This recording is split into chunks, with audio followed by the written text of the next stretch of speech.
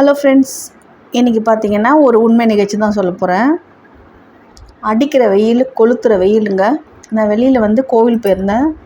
பார்த்திங்கன்னா வெயில் அப்படி ஒரு வெயில், அப்படியே கண்ணெல்லாம் இருட்டாயிடுது. அந்த மாதிரி ஒரு வெயில் முடியவே இல்லை. சரின்னு கோவில் போயிட்டு ரிட்டன் வர டைமில் ஒரு பேக்கரியில் வந்து சரி ஜூஸ் சில்லுன்னு குடிக்கலாம் கொஞ்சம் அப்படி சொல்லிட்டு பேக்கரியில் ஜூஸ் குடித்தேன்.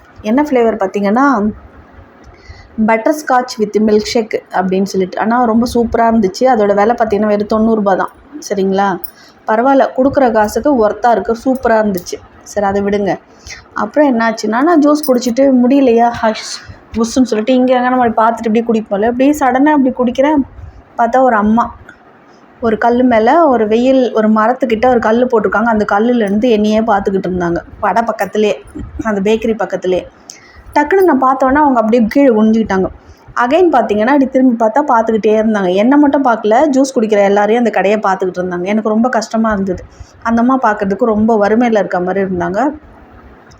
கேட்கவும் தயக்கமாக இருந்துச்சு. ஜூஸ் குடிக்கிறீங்களான்னு கேட்டு ஒன்று வாங்கி கொடுத்துடலாம், ஆனாலும் ஒரு தயக்கமாக இருந்துச்சு. ஏன்னா அங்கே பக்கத்தில் ஏதாவது வேலை செய்கிறவங்க, ஏன்னா முன்னாடி பார்த்தா இளநீர்லாம் போட்டு கட்டி வச்சுருந்தாங்க, ஃபுல்லாக கட்டிட்டாங்க, அது ஒரு மூட்டை மாதிரி கட்டிட்டாங்க.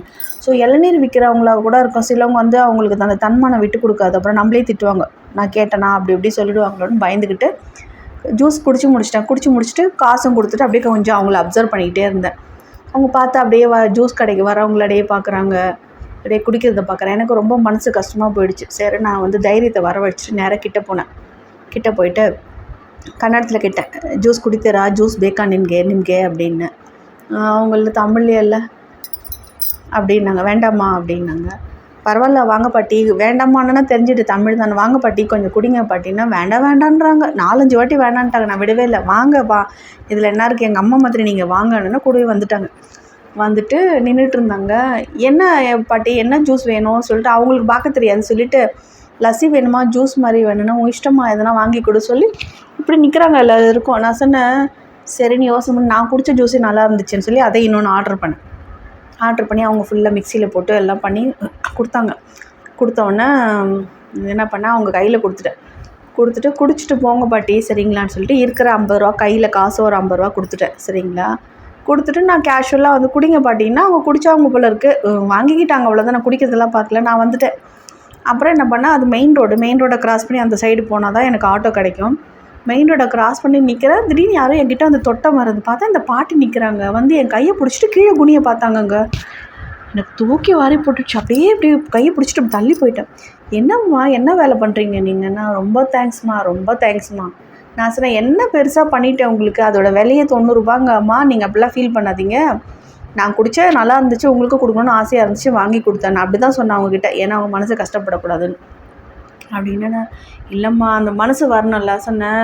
அதெல்லாம் ஒரு பெரிய விஷயமே கிடையாதும்மா, 90 ரூபாயில் நான் வீடெல்லாம் கட்டிட மாட்டேன். நீங்கள் பரவாயில்ல, உங்களுக்கு சந்தோஷமாக இருந்துச்சா, என்கிட்ட வேறு சேஞ்ச் இல்லைம்மா, இல்லைன்னா நான் 100 ருபீஸ் அதை கூட கொடுத்துருப்பேன் உங்களுக்குன்னு சொல்லிவிட்டு அந்த 50 ரூபா உங்களுக்கு கொடுத்துட்டு வந்துட்டேன். இதுதான் நடந்துச்சு. இதை வந்து என்ன இப்போ பெரிய விஷயமா இதை போய் சொல்கிறாளேன்னு நினைக்காதீங்க. நம்ம எங்கேயாவது ஒரு ஹோட்டலில் போய் சாப்பிடுவோம், ஒரு இளநீர் குடிப்போம், ஒரு ஜூஸ் குடிப்போம், ஒரு ஐஸ்கிரீம் எங்கன்னா சாப்பிடுவோம்.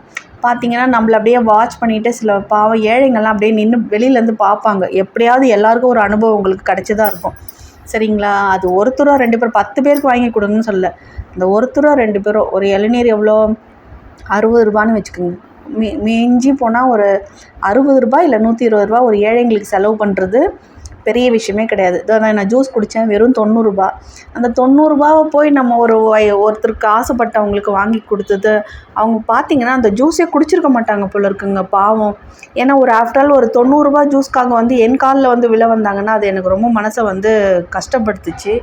நான் இதில் எதுக்கு சொல்கிறேன்னாக்கா, ஏதாவது சாப்பிட்றப்ப யாராவது வேடிக்கை பார்த்தாங்க அப்படின்னு சொன்னாங்கன்னா, இல்லாதவங்க அதுவும் தயவு செஞ்சு வாங்கி கொடுத்துருங்க. சரிங்களா, அந்த 100 ரூபாவோ 200 ரூபாவோ நம்ம எதோ இதில் நம்மளுக்கு அழிஞ்சு போகிற காசு தான். தண்ட செலவில் எவ்வளவோ நம்ம பண்ணியிருப்போம்.